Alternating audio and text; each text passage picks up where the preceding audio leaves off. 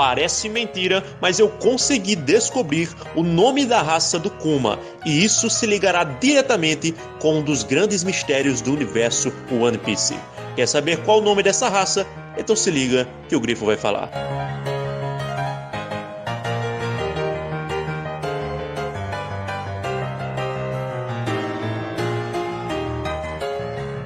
Fala, grifos e grifas! Desde já gostaria de agradecer a vocês por estarem no meu canal e também gostaria de pedir a vocês para que ativem o sininho para receber todas as minhas notificações, se inscrevam no canal para me ajudar a bater minha meta de 30 mil inscritos até o final desse ano, tá bom? Eu descobri uma coisa muito espetacular, eu espero que vocês gostem, é isso e bora pro vídeo! Fala pessoal, desde já gostaria de pedir desculpas a vocês também por não ter trago, uma análise mais profunda de One Piece capítulo 1064 antes. Eu realmente não tive tempo esses dias, mas estou trazendo aqui, eu garanto que essa demora, essa espera aí vai compensar, porque eu descobri uma coisa muito séria que eu garanto que vai surpreender vocês, tá bom? Então vamos lá. Para a história de capa nós temos aqui a imagem de Aokiji e Van Algor, e confirmado, mais que confirmado, 300% confirmado que foram eles que sequestraram a Pudim. O Van Algor é um especialista agora em infiltração, devido a essa fruta dele. Claro que deve ter uma limitação, como eu sempre digo, tem que ter uma limitação essa fruta, porque senão, já pensou, ele poder se teletransportar de um lado da grande linha para o outro lado da grande linha? É absurdo isso aqui, totalmente absurdo, tá bom? Então, deve ter uma limitação, talvez ele só possa se teletransportar para onde ele vê, até onde ele consegue ver, ou... enfim, deve ter alguma limitação. Nós temos Aokiji também, que de longe é o comandante Yonkou mais forte. De longe Aokiji é o comandante Yonkou mais forte de todos. Se bem que talvez ele possa se igualar ali com algum comandante do Shanks. Mas até o momento, em poder mostrado dentro da série, ele parece sim ser o mais forte comandante Yonkou, pelo simples fato de que ele já foi almirante. Ele é nível almirante. E almirantes, como já diria Green Bull, almirante Green Bull, almirantes são mais fortes que comandantes de Yonkous, tá bom? Então, continuando aqui, nós vemos a batalha de Barba Negra com Law. Voltamos à batalha de Barba Negra com Law, e Law continua nesse confronto aqui, recebendo ataques do Tish, onde ele vem montado em cima aí do Doki Ki, que por sua vez está em cima do seu cavalo, E aí, que é o Stronger, que de Stronger não tem nada. E ele começa a usar mais os poderes da fruta do Barba Branca, os poderes de Agura Gura no Mi, e começa uma agitação nos mares, Só que aí, uma coisa que todos se surpreenderam, Pessoal, eu tava no meio, tá bom? Eu tava no meio também dessa galera que não dava nada pela tripulação do Law. Então a gente pensou, Nós pensamos, eu sei que você também pensou, que a tripulação do Law era quase inútil em termos de combate. Mas o que nós estamos vendo aqui é que talvez o Barba Negra tenha dado um tiro no pé, Ele estava um pouco desinformado. Primeiramente, ele não sabia nem que o Law tinha despertado a fruta dele, Ele se sente surpreso aqui quando ele vê que o Law despertou.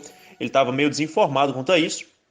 Até porque são acontecimentos recentes, Ele não estava ciente disso ainda.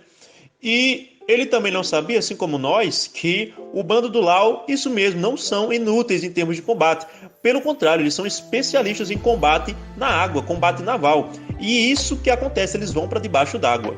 Nós vemos inclusive que o Doki Ki, coitado aqui, fica meio que desesperado por causa do seu cavalo Strong, que foi cortado ao meio ali pelo Law, pelos poderes da fruta do Law, e ele fica meio receoso ali, pensando que talvez até o cavalo, o Stronger, tenha morrido, Os membros da tripulação do Law são fortemente atingidos, pelos tremores causados pela agitação da Gura Gura no Mi, e dizem, então esse é o poder da fruta do terremoto, O Strong é cortado pelo meio ali, e o Doki Ki lança suas maçãs, que na verdade são bombas ali. Eles começam a correr e vão pelo mar, e começa a nossa batalha naval, que não é aquela batalha do Bom de Cia. E aí, o Doki Ki, nós vemos que o Doki Ki aqui cai no mar, E aí o Law, mais tarde, ele vai reconhecer uma fraqueza, ele vai falar de uma fraqueza que o bando do Barba Negra possui, o bando do Tite possui, que é todos os membros terem Akuma no Mi. Todos os membros estarem com a Akuma no Mi gera uma fraqueza muito grande, porque quem vai salvar eles, Eu tinha comentado nos spoilers o seguinte, bom, eles têm o Pegasus, tem o cavalo ali que tem asas, mas se o cavalo for para a água também, Então realmente eles estão numa condição meio complicada.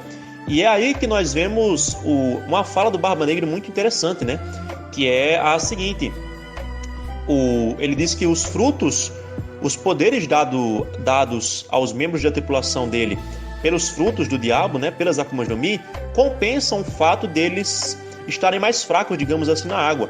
Porque realmente, galera, os poderes são muito absurdos. Só esse poder aí do Van Algor dá para eles uma vantagem muito grande, tá bom?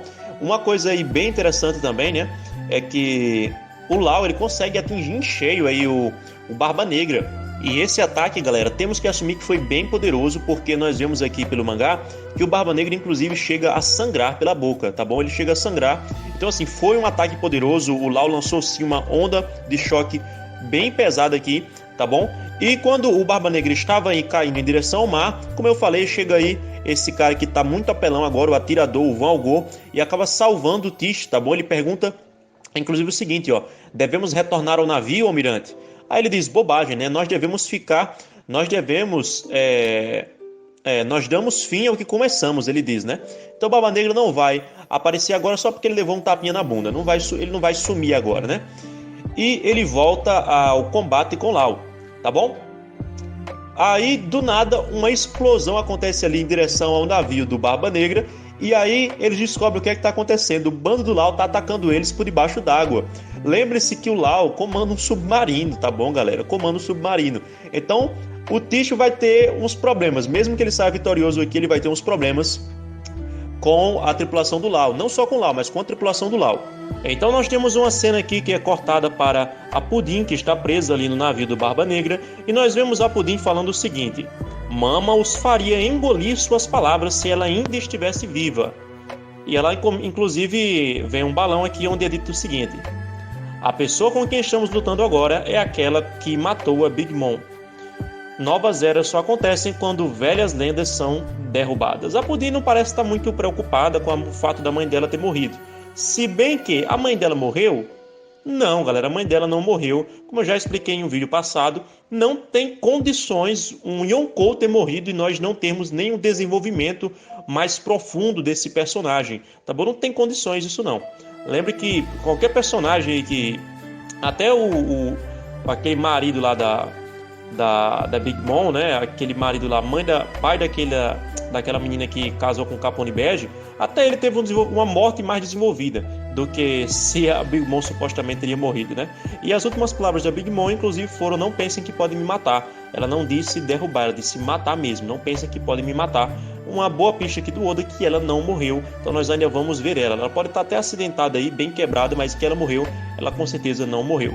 E um outro ponto, inclusive, aqui é que o Law provavelmente ele vai conseguir libertar sim a Pudim, tá bom? E a Pudim vai conseguir despertar seu poder, que ela só tá com o terceiro olho aberto, mas não significa que ela despertou seu poder capaz de ler os poneglyphs, tá bom? E provavelmente o Law, o que eu penso, né? O Law vai conseguir pegar ela sim, e ele vai ter uma cozinheira no seu bando, porque nós sabemos que a Pudim é uma excelente cozinheira, né? Criadora de bolos ali, confeiteira, vai trazer para o seu bando e ela vai conseguir ler os poneglyphs para o Law, colocando assim o Law como um forte candidato para o tesouro One Piece, para achar a reta final para o tesouro One Piece, tá bom?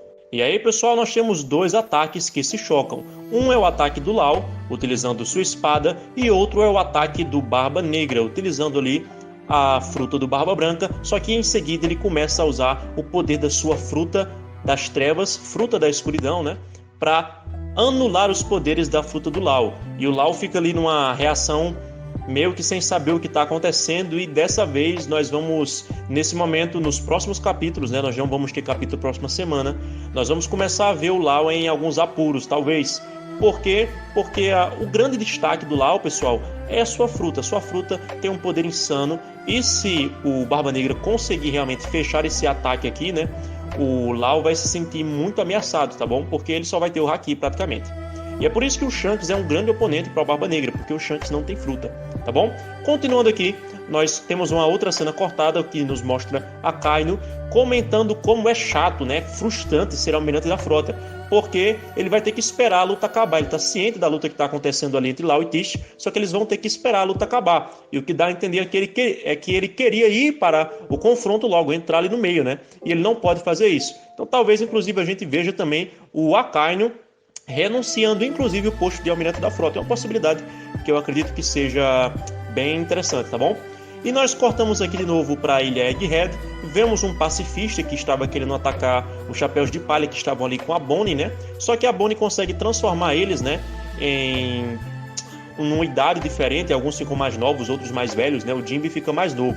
Já o Luffy fica com aquela aparência de Luffy com 70 anos, do futuro que deu errado. Inclusive o Oda já tinha desenhado num SBS, né? E ali nós vemos que esse pacifista, ele não ataca o pessoal lá, é como se ele não conseguisse mais reconhecer.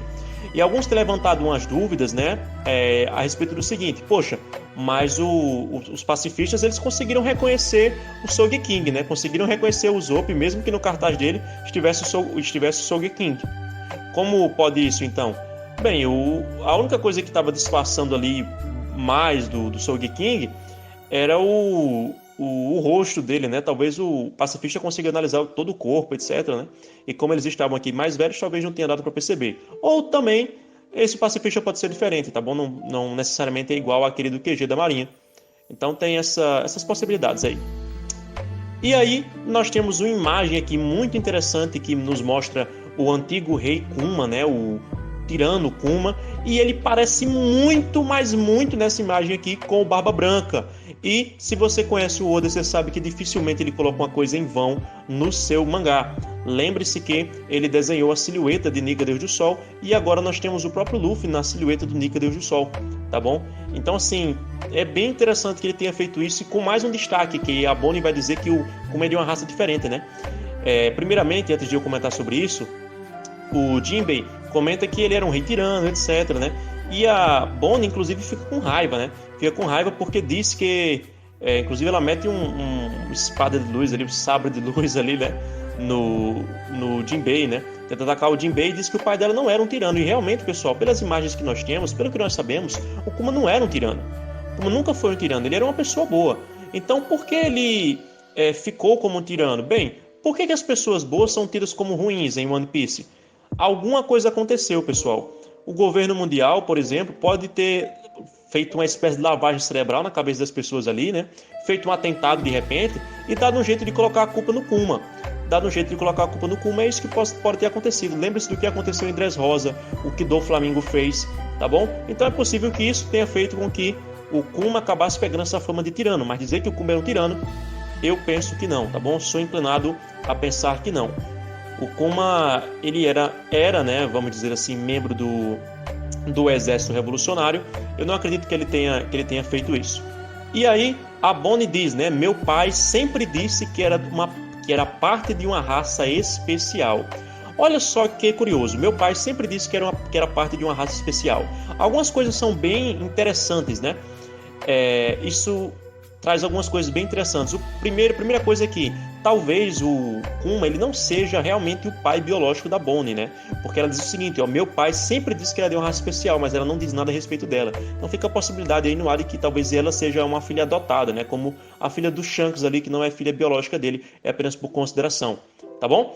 E ela diz o seguinte, né? Que o Vegapunk, ela disse que o Vegapunk se interessou pela força do Kuma, né? O Kuma tinha uma força muito elevada e ela fala o seguinte, meu pai sempre disse que era de uma raça especial, né? Parte de uma raça especial, e ela comenta, mas e daí? Ele ser diferente não justifica forçá-lo a ser um rato do laboratório. Então fica claro aqui o porquê de Vegapunk pegar o Kuma para fazer uma experiência, tá bom?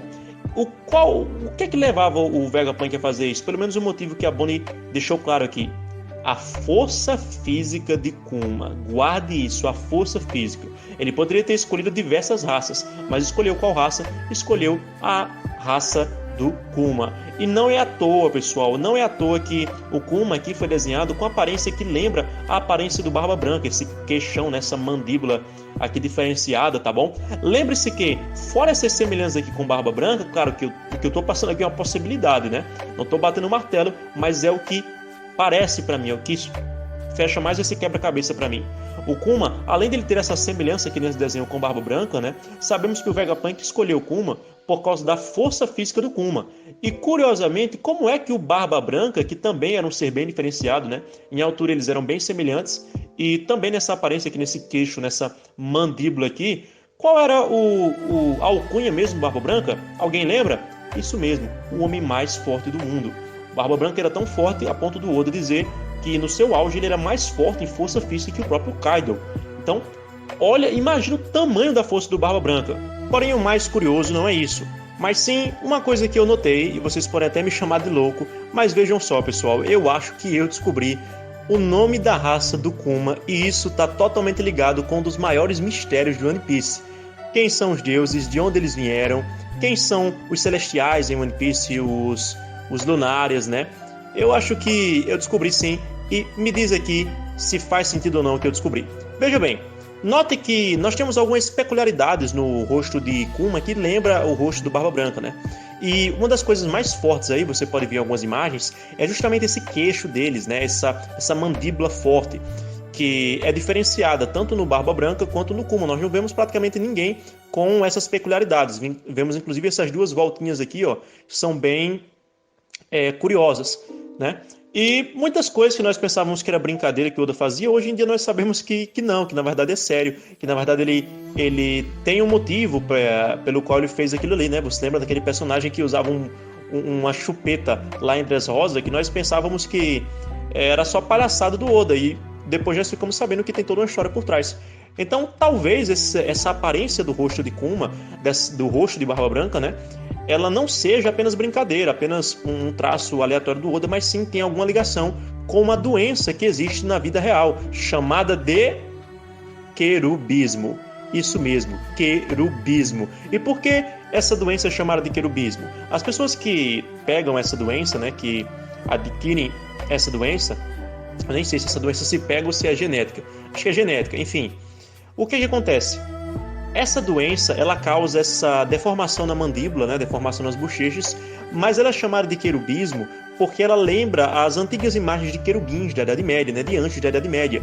Veja que em One Piece nós temos várias ideias que atribuem a dragões celestiais, vemos a ligação com Eram os Deuses Astronautas, né? Uma obra que tenta ligar os antigos relatos dos deuses com, na verdade, astronautas, pessoas que vieram do espaço, raças que vieram do espaço, e por isso que nós temos tantas culturas antigas que falavam de seres que vieram do céu, né? Tem esse livro aí que o Oda inclusive gosta bastante dele e tá cheio de referências desse livro em One Piece. Se você quiser saber mais, eu vou deixar aqui no card, tá bom? Um vídeo comentando sobre, e vou deixar também uma playlist aqui na descrição só sobre esse conteúdo. Eu gravei um vídeo de 25 minutos explicando o maior mistério do One Piece, que é esse, na minha opinião, quem eram os deuses do One Piece. Mas voltando aqui, pessoal, eu não me surpreenderia se, ao passo que você tem os Shichibukais, que são experiências de Vegapunk ali, aqueles novos Shichibukais, né? Esses clones, eu não duvido que você tenha não só eles que são os serafins, mas uma raça que realmente existe no mundo de One Piece e que se chama querubins. Os querubins, seres com uma força tremenda. Não é à toa que o Barba Branca seja considerado o homem mais forte do mundo. Ah, porque o Vegapunk não pegou Barba Branca? Pessoal, quem é que ia pegar o Barba Branca? Quem é que ia conseguir pegar o Barba Branca, tá bom? Ninguém ia conseguir fazer isso. Então acredito que esse é um dos motivos que faz o Barba Branca ser considerado o homem mais forte do mundo e ter essa semelhança aí de aparência com o Kuma, tá bom? Acredito que talvez não tenha sido em vão. Não estou batendo martelo, mas para mim é um ponto bem curioso, um ponto bem interessante. Aproveita e comenta aqui embaixo, quero saber se você acha que faz sentido ou não, se faz sentido ou não essa minha teoria aqui, tá joia? Ah, mas o Gold Roger era igual a igual com o Barba Branca, né? É claro, pessoal, porque o Gold Roger tinha um haki imenso. Você veja na Batalha de Wano, vários golpes ali que o Luffy conseguiu, em certo sentido, se igualar, mesmo antes de despertar sua Akuma no Mi, com os golpes do Kaido. Aquilo não é meramente força física, né? O Kaido é a criatura mais forte da Terra, mas sim haki. Continuando, nós vemos os Chapéus de Palha, que são dirigidos aos céus via aquele robozão ali que tinha aparecido no começo, né? Ele consegue voar também, e nós vemos ele levando os Chapéus de Palha que estavam no navio para uma espécie de Ilha do Céu. E ao chegarem lá, eles recebem também roupas diferenciadas, né? E se deparam com uma ilha bem tecnológica, né? Eles dizem que lá é a ilha onde eles criam o futuro. O conhecimento deles, realmente, pessoal, em One Piece, conhecimento é poder. Conhecimento não é só poder, como é uma ameaça também, pelo fato de que é poder. E aí nós temos, para encerrar aqui, nós vemos o Shaka, né? O Vegapunk número 01, e que diz o seguinte: eu vou morrer em breve. Antes disso ele diz: o problema de ser um gênio é que você consegue ver seu próprio futuro chegando. E aí os revolucionários que estão ali na ligação com o Shaka perguntam: o que é que você está falando, né? E ele diz: eu vou morrer em breve. E aí há um balão onde diz: para de brincar, isso não é engraçado. Eu só queria que soubesse disso, Dragon. Essa é a resposta de Shaka. Pessoal, o que é que está acontecendo aqui? Qual a ligação de Vegapunk com o Exército Revolucionário? Eu penso que ele é aliado do Exército Revolucionário e isso fez com que ele programasse o Kuma ali, né, para proteger o navio dos Chapéus de Palha. Nós, infelizmente, não vamos ter capítulo de One Piece na próxima semana, mas eu espero que vocês tenham gostado desse vídeo. Até lá nós vamos gravar outros vídeos também comentando sobre o assunto. Eu espero que vocês tenham gostado. Se inscreve nesse canal para me ajudar a bater minha meta de 30 mil inscritos até o final desse ano, pessoal. É isso e até o próximo vídeo.